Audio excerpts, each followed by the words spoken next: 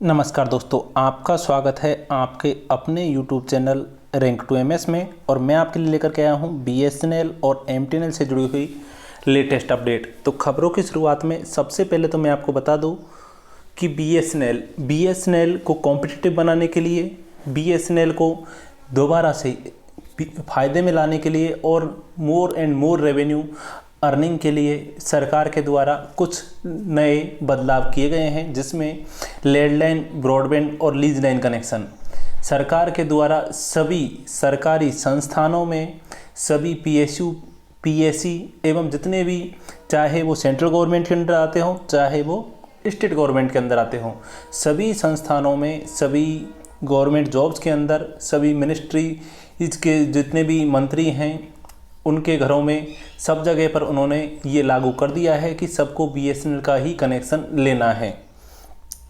तो इससे BSNL को कुछ तो फ़ायदा होने ही वाला है और जल्द ही आपको इसका रेवेन्यू में फ़र्क भी दिखाई देगा। लेकिन अगर हम दूसरी तरफ देखें तो मोबाइल कनेक्शन अभी भी सरकार के द्वारा नहीं दिए गए हैं, यानी मोबाइल में जो सिम यूज़ होती है BSNL की, उसको मैंडेटरी नहीं किया है। हालांकि कई सरकारी संस्थानों के द्वारा ये स्टेप लिए गए हैं कि उन्होंने अपने एम्प्लॉयज़ को BSNL की सर्विसेज, BSNL की सिम प्रोवाइड कराई हुई है, लेकिन फिर भी सभी को लिए ये कोई ऑफिशियल रूल इस तरह का सरकार के द्वारा जारी नहीं किया गया है। हो सकता है कि जल्दी ऐसा भी कोई रूल आए, क्योंकि उससे BSNL को बहुत ज़्यादा फ़ायदा होगा। वहीं दूसरी तरफ अगर देखें, BRS ऑप्टीज का 4th इंस्टॉलमेंट अभी भी पेंडिंग है। हालांकि DOT के द्वारा भी इसको लेकर के भी काफ़ी बड़ी खुशखबरी दी गई है। उन्होंने कहा है कि उनका फंड उनके पास अवेलेबल है, जैसे ही BSNL डिमांड करता है, जो कि कुछ ही दिन में डिमांड करने वाला है, तो तुरंत ही उनके द्वारा वो फंड रिलीज कर दिया जाएगा, जिससे कि उनका 4th इंस्टॉलमेंट का एक्स ग्रेशिया का भुगतान तुरंत रूप से हो जाएगा। अगर हम देखें दूसरी तरफ BSNL और MTNL के लिए, तो आपको बता दें कि BSNL MTNL की एक तरह से मर्जर की शुरुआत अब हो चुकी है। यहीं पर आप देख सकते हो कि उन्होंने सीधे सीधे बोल दिया है कि जितना भी लैंडलाइन, ब्रॉडबैंड और इंटरनेट सर्विसेज जितने भी हैं, उन सबको देखेगा ऑल इंडिया लेवल पर MTNL, और इसके अलावा सिर्फ और सिर्फ इंटरनेशनल कॉल होंगी, उनको ही BSNL एंटरटेन करेगा। तो इस तरह से आप देख सकते हो कि BSNL और MTNL के मर्जर की शुरुआत धीरे धीरे हो चुकी है। और अगर BSNL MTNL का मर्जर होता है तो इससे BSNL एम्प्लॉयज़ को भी फ़ायदा होगा और MTNL एम्प्लॉयज़ को भी फ़ायदा होगा। सभी की सैलरी टाइमली भी आ पाएगी, उनका पेमेंट का जो डिफरेंस है वो भी चेंजेस हो सकता है, यानी कि जल्दी आपकी सैलरी में इंक्रीमेंट भी हो सकता है, और हो सकता है कि आपकी पे स्केल बराबर कर दी जाए, जैसे कि यूनियंस के द्वारा अपडेट में बताया गया था। वहीं अगर हम बात करें द हिंदू न्यूज़पेपर की, तो आज की हेडलाइंस में हम अगर विचार करते हैं तो सबसे पहले हम शुरुआत करेंगे द हिंदू न्यूज़पेपर की न्यूज़ से, क्योंकि सबसे ऑथेंटिक न्यूज़ वहीं से आपको मिल पाएगी। उससे पहले आपको बता दें कि लैंड मोनेटाइजेशन के लिए भी कहा गया है कि शीघ्र ही लैंड मोनेटाइजेशन का काम भी शुरू होने वाला है। और सभी को पता है कि 8500 करोड़ रुपए का जो फंड है या रेज किया गया था मार्केट में, तो उसका बहुत सारा फ़ायदा मिला है BSNL को, और उससे लगभग दोगुने प्राइज उसको मिला था। लेकिन जब 8500 करोड़ रुपए का सरकार ने लागू किया है तो उतना ही वो बॉन्ड रेज कर सकते हैं। तो इसकी वजह से काफ़ी ज़्यादा BSNL को बेनिफिट भी हुआ है, और ये 10 साल के लिए एक तरह से BSNL को लोन मिला है, जो कि BSNL की जो माली हालत है उसको इम्प्रूव करने में फ़ायदेमंद साबित होगा। ये BSNL 4G के लिए और BSNL के ऑपरेशनल एक्सपेंडिचर और कैपिटल एक्सपेंडिचर में भी सपोर्ट करेगा। साथ ही पुराना जो लोन है उसको चुकाने में भी ये काफ़ी ज़्यादा मदद करेगा, और BSNL के कर्मचारियों की सैलरी पर भी इससे आपको इफेक्ट देखने को मिलेगा।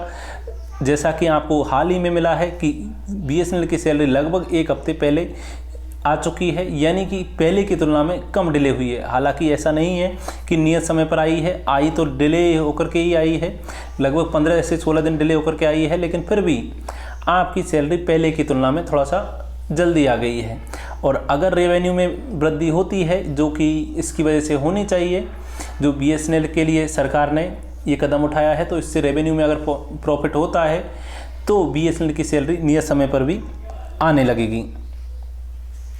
वहीं अगर हम खबर देखें द हिंदू न्यूज़पेपर की, तो according to the Hindu newspaper, government mandate on using BSNL not enough unions. तो यूनियंस के द्वारा ये कहा गया है कि जो सरकार के द्वारा इसको आवश्यक बताया गया है बीएसएनएल के सर्विसेज को, वो सफिशिएंट नहीं है। क्योंकि अब इसके पीछे क्या कारण है कि क्यों ये सफिशिएंट नहीं है। उन्होंने कहा है कि जो ऑर्डर जारी किया गया है using BSNL services does not include this mobile network, यानी कि जो सभी डिपार्टमेंट के अंदर, मिनिस्ट्रीज़ के अंदर, पब्लिक सेक्टर यूनिट के अंदर जितनी भी टेलीकॉम सर्विसेज हैं, यानी बीएसएनएल की टेलीकॉम सर्विसेज हैं, उनको यूज़ करने के लिए जो कहा गया है, एमटीएनएल की जो टेलीकॉम सर्विस है उनको यूज़ करने के लिए कहा गया है, ये बहुत ज़्यादा चेंजेस नहीं ला पाएगा। क्योंकि उन्होंने कहा है कि it does not cover mobile connection, यानी ये मोबाइल कनेक्शन को इंक्लूड नहीं करता है। हालांकि कुछ डिपार्टमेंट और पब्लिक सेक्टर यूनिट है जिन्होंने अपने ये जो कॉन्ट्रैक्ट है वो प्राइवेट कंपनीज को भी दिया हुआ है मोबाइल कनेक्शन यूज़ करने का, ऑफिशियल यूज़ करने के लिए। अब जैसे कि आप देख सकते हो कि जो रिलायंस जियो है उसने कॉन्ट्रैक्ट मांगा है CUG, closed user group mobile connection network for the Indian railways. और जैसा कि आपको पता है कि इंडियन रेलवे के अंदर 3.78 लाख यूजर्स हैं और इसके अलावा 7,200 एक्स्ट्रा कनेक्शन भी है फॉर बल्क SMS पर्पज़ के लिए। तो यहाँ पर आप देख सकते हो कि through BSNL employ union has welcomed the government's move to mandate the use of BSNL MTNL in department and ministries. It has demanded that this should be extended to mobile connections too. यानी कि आपको पता है कि BSNL और MTNL के लिए unions के द्वारा ये भी मांग की गई है कि इसको सिर्फ यहीं तक सीमित नहीं करना चाहिए था, लैंडलाइन और ब्रॉडबैंड और इंटरनेट कनेक्शन तक, बल्कि इसको मोबाइल कनेक्शंस में भी इसको लागू करना चाहिए था। अगर ये लागू होता है, और उन्होंने कहा है कि हमने इसकी मांग भी की है और पहले लगभग 1 दशक पहले से हम इसकी मांग करते आ रहे हैं। It is heartening that the government has accepted it finally, but at the same time exempting mobile connections from this order to is certainty to help private players like Reliance Jio. Most of the government ministries and department already use BSNL landline, so the increase in connection from this least order might not be considerable, but we stand to gain much more mandating mobile connections from BSNL in these department, which has not been done। तो इन्होंने कहा कि पहले से ही सरकारी संस्थानों में तो BSNL है ही, इसकी वजह से बहुत ज़्यादा बेनिफिट नहीं होगा। अगर BSNL को रियली में फ़ायदे में लाना है तो एक तो BSNL के अंदर 4G इम्प्लीमेंट करना होगा जल्दी से जल्दी, क्योंकि BSNL 4G को मेक इन इंडिया का नाम दे करके रोक दिया गया था और अभी भी दोबारा से कोई टेंडर जारी भी नहीं हुआ है। वहीं दूसरी तरफ अपग्रेड करना था 50,000 2G और 3G टावर्स को 4G में, वो भी अभी तक नहीं हुआ है। तो इसी तरह से उन्होंने कहा है कि ना तो इन्होंने मोबाइल कनेक्शन को दिया है और ना ही सरकारी संस्थानों में अभी तक कहीं पर भी अगर देखा जाए तो BSNL 4G भी अभी तक नहीं आया है। तो इस तरह से इन्होंने ये इसके बारे में अपडेट दी है और कई सारे इन्होंने जो पुरानी अपडेट हैं वो भी इसमें शामिल की हैं। तो पुरानी अपडेट तो आपको सबको पता है, जैसा कि आप हमेशा से हमारे सब्सक्राइबर रहे हो, व्यूअर रहे हो। तो ये तो थी इससे रिलेटेड अपडेट। अगर हम बात कर लेते हैं अब BSNL के कॉन्ट्रैक्टर वर्कर्स की, कि उनका अभी तक भुगतान कुछ भी नहीं हुआ है। वहीं जो BRS ऑप्टीज हैं उनका भी अभी तक 4th इंस्टॉलमेंट से रिलेटेड यहाँ पर अगर कहा जाए तो, अगर आपने प्रीवियस वीडियो देखे हैं तो आपको बता दूं कि कोई भी ऐसी लेटेस्ट अपडेट अभी तक नहीं दी गई है, ना ही फेसबुक पर ना ही सोशल मीडिया पर। हालांकि एक जो रिपोर्ट आई थी उसके अनुसार ये कहा गया था कि जल्द ही आपका इसमें भुगतान हो जाएगा। और ये जो मेंबर ऑफ DOT के द्वारा मीटिंग की गई थी उसमें भी उन्होंने ये बात बताई थी। तो ये तो थी इससे रिलेटेड अपडेट। मिलते हैं नेक्स्ट वीडियो में नेक्स्ट न्यूज़ के साथ में। तब तक वीडियो को लाइक करें, दोस्तों के साथ शेयर करें और सब्सक्राइब करें आपके अपने YouTube channel rank to MS को। धन्यवाद।